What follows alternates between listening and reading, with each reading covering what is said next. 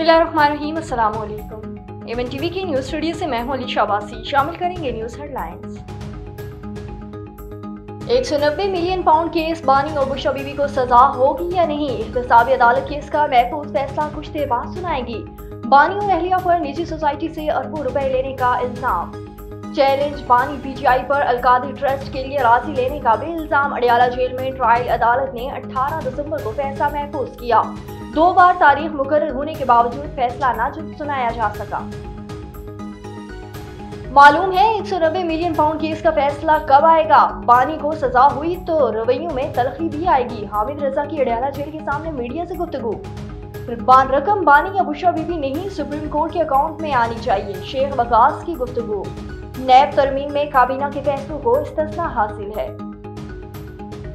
बानी PTI Trump का इंतजार छोड़ दें, 190 मिलियन पाउंड केस में सजा जरूर होगी। पीटीआई रहनुमा भी अपने लीडर के खिलाफ साजिश में मुलविस है। सेनेटर फैसल वाबडा की गुफ्तगू। बुशरा बीबी को बुरी जमानत की 3 दरख्वास्तें मुस्तरद। बुशरा बीबी की एक केस में 23 जनवरी तक जमानत मंजूर। बुशरा बीबी के खिलाफ 26 नवंबर के एहतजाज पर मुकदमा दर्ज। मुज़ाकरात का तीसरा रोज, पीटीआई कमेटी का स्पीकर से राब्ता। हुकूमती कमेटी से मशावरात के बाद इजलास बुलाया जाएगा। 31 जनवरी तक जुडिशल कमीशन के पेशतर बनाया जाएगा, वरना मुज़ाकरात ठप के ठप रह जाएंगे। पीटीआई की हुकूमत को डेडलाइन। न्यूज़ स्टूडियो से फिलहाल के लिए इतना ही। मजीद खबरों और अपडेट्स के लिए देखते रहिए A1 टीवी। A1 टीवी, सब पे नजर, अंदर की खबर।